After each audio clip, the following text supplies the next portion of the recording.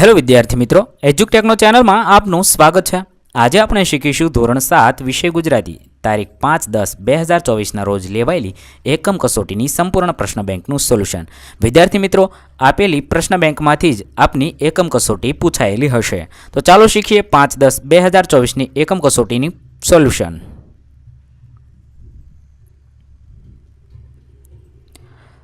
સૌપ્રથમ અહીંયા જોઈએ તો એકમ 1 થી 9 સુધીના પ્રશ્નોનો સમાવેશ આ એકમ કસોટીની પ્રશ્ન બેંકમાં કરવામાં આવ્યો છે।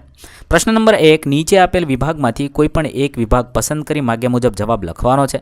પહેલો વિભાગ છે આપેલ ચાર્ટનો અભ્યાસ કરી પ્રશ્નોના ઉત્તર લખવાના છે। અહીં એક ચાર્ટ આપેલો છે, એ ચાર્ટ જોવાનો છે, સમજવાનો છે, તેના આધારે પ્રશ્નોના જવાબ લખવાના છે। ચાર્ટના આધારે પ્રશ્નોના જવાબ જોઈએ તો સવાલ નંબર 1, કયા રાજ્યની પ્રદૂષણની માત્રા 100 ppmથી નજીક છે? જવાબ લખીશું રાજસ્થાન રાજ્યની।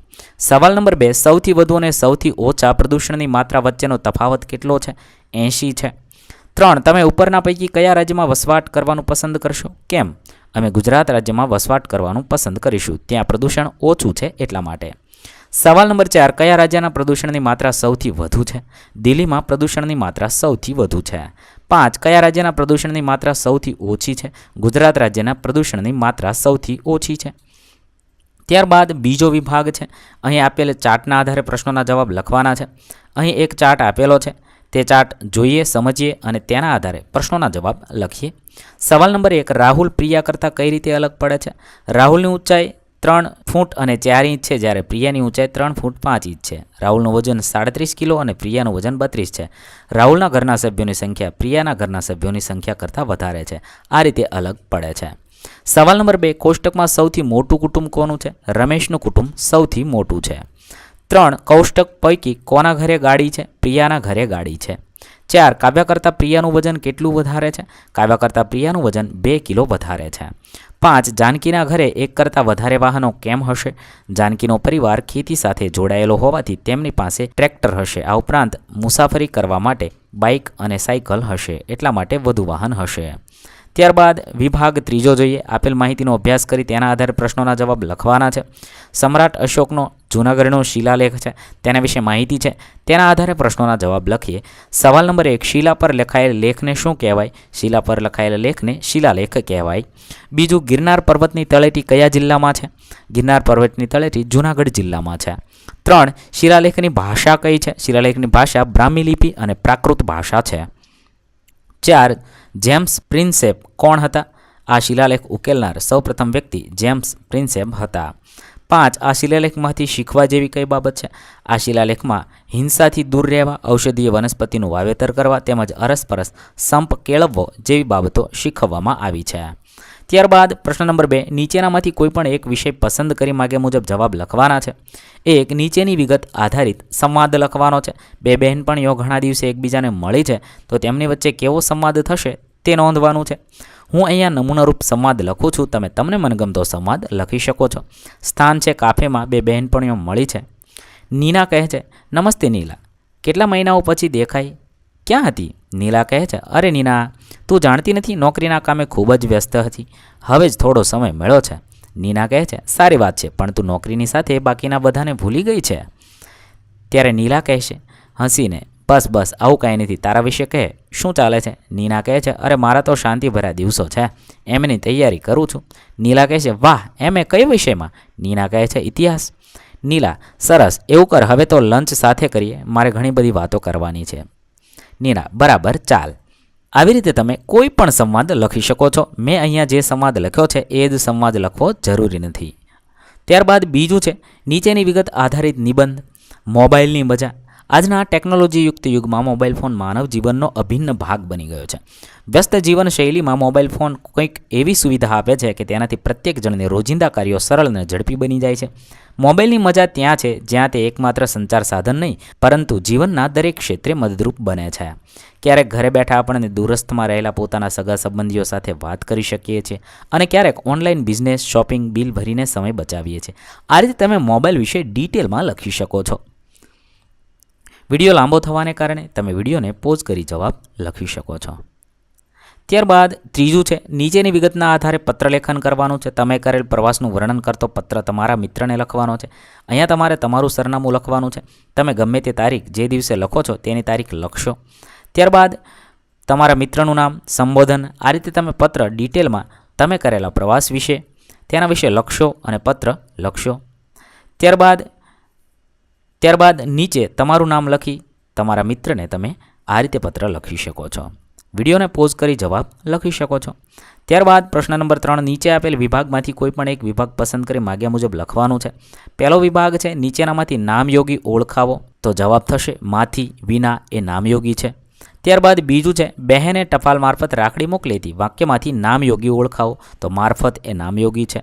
3, વૃક્ષનું ફળ પડ્યું, નામયોગી પદવાળું ફરીથી વાક્ય બનાવવાનું છે, તો વૃક્ષ નીચે ફળ પડ્યું.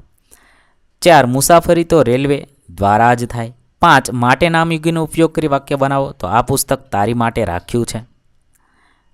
ત્યારબાદ બીજો વિભાગ છે 1, આપણે કાન ખાલી જગ્યા સાંભળીએ છીએ, તો કાન વડે સાંભળીએ છીએ. 2, તે ઘરમાં ખાટલે બેઠો, નામયોગી મુખ્ય વાક્ય ફરીથી બનાવવાનું છે, તે ઘરમાં ખાટલાની ઉપર બેઠો. 3, હું વિમાન મારફતે અમેરિકા ગઈ, તો નામયોગી મૂકવાનું છે, નામયોગી છે મારફતે. ત્યારબાદ 4, નીચેનામાંથી નામયોગી શબ્દ ઓળખવાનો છે, અહીંયા સાથે તે નામયોગી છે. 5, વડે નામયોગીનો ઉપયોગ કરી વાક્ય બનાવીએ, દોરી વડે પતંગ ચગાવી શકાય છે. ત્યારબાદ ત્રીજો વિભાગ છે 1, દાદા પૌત્ર ખાલી જગ્યા પેન લાવ્યા, પૌત્ર માટે પેન લાવ્યા. 2, કોયલ સીતાફળીએ બેઠી છે, કોયલ સીતાફળીના વૃક્ષ ઉપર બેઠી છે. 3, હું વર્ગખંડની અંદર પ્રવેશ્યો, ની અંદર એ નામયોગી છે. 4, નીચેનામાંથી નામયોગી શબ્દ ઓળખવાનો છે, તો ખાતર એ નામયોગી છે. ત્યારબાદ 5, દ્વારા નામયોગીનો ઉપયોગ કરી વાક્ય બનાવવાનું છે, બસ દ્વારા પ્રવાસમાં ગયા હતા. હું અહીંયા જે વાક્ય બનાવું છું એના સિવાયનું વાક્ય પણ તમે બનાવી શકો છો. ત્યારબાદ પ્રશ્ન નંબર 4, નીચેના કોઈ પણ 5 પ્રશ્નોના 1-2 વાક્યમાં જવાબ લખવાના છે. અહીં આપણે દરેક પ્રશ્નોના જવાબ લખીશું. 1, તમારી શાળામાં પ્રાર્થના સભામાં કઈ પ્રવૃત્તિઓનું આયોજન થાય છે? હું અહીંયા એક શાળાની પ્રાર્થના સભા વિશે લખું છું. તમારે તમારી શાળા વિશે લખવાનું છે. અમારી શાળામાં પ્રાર્થના સભામાં સાંસ્કૃતિક કાર્યક્રમ, બાળસભા, વક્તૃત્વ સ્પર્ધા, ચિત્ર સ્પર્ધા જેવી પ્રવૃત્તિઓનું આયોજન કરવામાં આવે છે. સવાલ નંબર 2, ભીખા શેઠની જગ્યાએ તમે હોય તો કેવી રીતે મદદ કરશો? ભીખા શેઠની જગ્યાએ હું હોઉં તો દવાખાનામાં જરૂરી તમામ દવાઓ, ઇન્જેક્શન અને સાધન સામગ્રી ઉપલબ્ધ કરાવી આપું. સરકાર દ્વારા જે મદદ થઈ શકે એમ હોય તેના માટે સરકારને વિનંતી કરીશ. ગામ લોકોને પણ મદદ કરવા માટે પ્રોત્સાહિત કરીશ. 3, બોડી ગાયથી આખા ઘરનું ગુજરાન કેવી રીતે ચાલી શકે? બોડી ગાયથી દૂધ વેચીને આખા ઘરનું ગુજરાન ચાલી શકે. 4, તમારી શાળામાં શિક્ષકની પ્રેરણાથી તમે કયો સંકલ્પ કર્યો? મારી શાળામાં શિક્ષકની પ્રેરણાથી મેં શાળાના ગ્રાઉન્ડની સાફ સફાઈ રાખવાનો તથા વહેલી સવારે ઉઠીને વ્યાયામ કરવાનો સંકલ્પ કર્યો. તમારે તમે જે સંકલ્પ કર્યો હોય તે લખવાનું છે. 5, કોઈ જીવજંતુ કરડે તો શું કરવું જોઈએ? કોઈ જીવજંતુ કરડે તો કરડેલી જગ્યાએ સાબુ પાણીથી ધોઈ સાફ કરેલ અને કરડેલી જગ્યાએ ખંજવાળવું નહીં. જીવજંતુ કરડ્યું હોય તે જગ્યા પર ભીની માટી લગાવવી જોઈએ અને વહેલી તકે ડૉક્ટર પાસે જઈ સારવાર મેળવવી જોઈએ. 6, તમે દરિયા કિનારે ફરવા જાઓ ત્યારે કઈ બાબતની કાળજી રાખશો? દરિયા કિનારે જઈએ ત્યારે ખૂબ ઊંડા પાણીમાં નાહવા જવું નહીં. દરિયા કિનારે સ્વચ્છતા જાળવવી, સાથે નાના બાળકો હોય તો તેમનું ધ્યાન રાખવું. ભરતી અને ઓટના સમયની જાણકારી રાખીશું. 7, ઘરે મહેમાન આવ્યા હોય ત્યારે તમને કયું કામ સોંપવામાં આવે છે? મારા ઘરે મહેમાન આવ્યા હોય ત્યારે અમને મહેમાનોને પાણી, શરબત આપવાનું, દુકાનેથી દૂધ કે નાસ્તો લાવી આપવાનું, મમ્મીને ઘરના નાના મોટા કામમાં મદદ કરવાનું કામ સોંપવામાં આવે છે. 8, તમારા ઘરમાં મોબાઈલનો સૌથી વધારે ઉપયોગ કોણ કરે છે? મારા ઘરમાં મોબાઈલનો સૌથી વધુ ઉપયોગ મારો મોટો ભાઈ કરે છે. 9, તમારી શાળામાં પુસ્તકાલયના પુસ્તકો વાંચવા માટે કેવી રીતે આપવામાં આવે છે? અમારી શાળામાં પુસ્તકાલયના પુસ્તકો વાંચવા માટે વિદ્યાર્થીઓએ સૌપ્રથમ સભ્યતા માટે નોંધણી કરવી પડે છે. ત્યારબાદ તેમને પસંદ કરેલા પુસ્તકો માટે માંગ કરવાની અને 1-2 પુસ્તકો સપ્તાહના સમયગાળા માટે વાંચવા આપવામાં આવે છે અને સમયસર પુસ્તક પાછું આપવાનું હોય છે. આ રીતે તમારી શાળામાં કેવી વ્યવસ્થા છે તે લખવાનું છે.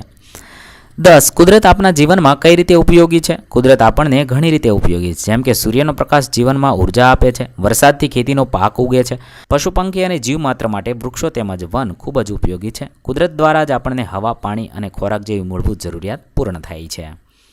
11, તમારી શાળાના શિક્ષક તમને કેવી રીતે ઉપયોગી થાય છે? મારી શાળાના શિક્ષકો મને ખૂબ જ મદદ કરે છે, જેમ કે અભ્યાસમાં, પ્રોજેક્ટ બનાવવામાં, જીવન વ્યવહારના પાઠ ભણાવવામાં, જીવનમાં શિસ્ત અને નિયમિતતાના પાલન માટે ઉપયોગી થાય છે. તમારી શાળાના તમારા શિક્ષકશ્રી વિશે લખવાનું છે. ત્યારબાદ 12 તમે કઈ કઈ આફતો વિશે જાણો છો? હું ભૂકંપ, ભૂસ્ખલન, હિમવર્ષા, દાવાનળ, વાવાઝોડું, સુનામી, પૂર, દુષ્કાળ, આગ લાગવી, વાહન અકસ્માત વગેરે જેવી આફતો વિશે જાણું છું. 13 તમારા સાથી મિત્રની મદદ કરી તમે કેવી રીતે કરી? એકવાર મારા સાથી મિત્રની સાયકલમાં પંચર પડી ગયું હતું ત્યારે મેં તેને મારી સાયકલ પાછળ બેસાડીને તેને શાળાએ પહોંચાડવામાં મદદ કરી હતી. આવી રીતે તમે કઈ રીતે મદદ કરો છો તે લખવાનું છે. 14 તમે કઈ પશુ પ્રેમની વાર્તા સાંભળી છે? મેં ઝૂમો ભીસ્તી નામની વાર્તા સાંભળી છે. 15 ગામની કોઈ વ્યક્તિ તમારી શાળામાં કેવી રીતે મદદ કરવા આવે છે? ગામની વ્યક્તિઓ અમારી શાળામાં વસ્તુ કે પૈસા ભેટ સ્વરૂપે આપીને, બાળકોને પ્રીતિભોજન કરાવીને, બાળકોને પેન્સિલ, કંપાસ, બેગ વગેરે જેવી વસ્તુઓ આપીને મદદ કરે છે. ત્યારબાદ પ્રશ્ન નંબર 5 આપેલ શબ્દોમાંથી કોઈ પણ 5 શબ્દના અર્થ આપી તેને આધારિત વાક્ય બનાવવાના છે. અહીંયા સમ તો સમાન અને સોગંદ એ શબ્દ બનાવ્યા છે અને વાક્ય બનાવ્યું છે કોઈ પણ બે વ્યક્તિ બધી બાબતોમાં ક્યારેય સમાન હોતી નથી. આવી રીતે આપણે અર્થ આપી વાક્ય બનાવીશું. 1 ઉત્તર તો જવાબ અથવા એક દિશા. કુશને બધા જ પ્રશ્નોના જવાબ આવડે છે. બીજું છે કન્યા, છોકરી અને એક રાશિ. મોહનભાઈની છોકરી ખૂબ હોશિયાર છે. 3 કર્ણ તો કાન અથવા મહાભારતનું એક પાત્ર. પક્ષીઓને કાનની જગ્યાએ મીંડા હોય છે. 4 કાળ તો સમય અથવા દુકાળ. મારો વાંચવાનો સમય થઈ ગયો છે. 5 કાંટો તો ત્રાજવું, એક શૂળ. શાકભાજીને ત્રાજવામાં તોડવામાં આવે છે. 6 ભણી તો તરફ અથવા ભણવું. મુખ્ય માર્ગ તરફ જતાં અમે એક સુંદર જંગલ જોયું. 7 અર્ક તો એક સત્વ અથવા કસ. આંકડાનો છોડ તો શરદીના રોગ માટે તુલસીનો સત્વ યોગ્ય છે. 8 અંતર તો હૃદય અથવા ફાસલો. આપણે હૃદયથી ભગવાનને યાદ કરવા જોઈએ. કર તો હાથ અથવા સખત. મારા મિત્રના હાથમાં ખૂબ વજનદાર મૂર્તિ છે. 10 અંબર તો આકાશ અને ગગન. આકાશમાં પક્ષીઓ ઉડી રહ્યા છે. 11 અંક તો સંખ્યા અથવા આવૃત્તિ. મેળામાં ખૂબ મોટી સંખ્યામાં લોકો આવ્યા હોય છે. 12 અજ તો બકરો અથવા અનાદિ. બકરો ખૂબ તાજો-માજો હતો. 13 વાર તો અઠવાડિયાનો એક દિવસ અથવા વખત. રવિવાર હોવાથી શાળામાં રજા હતી. 14 દ્વિજ તો બ્રાહ્મણ અથવા 2 વાર જન્મેલો. શ્રાદ્ધ નિમિત્તે બ્રાહ્મણોને જમાડવામાં આવે છે. 15 અંગ તો શરીરનો એક ભાગ અથવા પોતે. હાથ શરીરનો એક ભાગ છે. આ રીતે આપણે લખી શકીએ. વિદ્યાર્થી મિત્રો, અહીં આપણે એકમ કસોટી ધોરણ 7ની તમામ એકમ કસોટીના વિડીયોઝ આપણી ચેનલ પર ઉપલબ્ધ છે જે તમે એકમ કસોટી નામના પ્લેલિસ્ટમાંથી મેળવી શકો છો.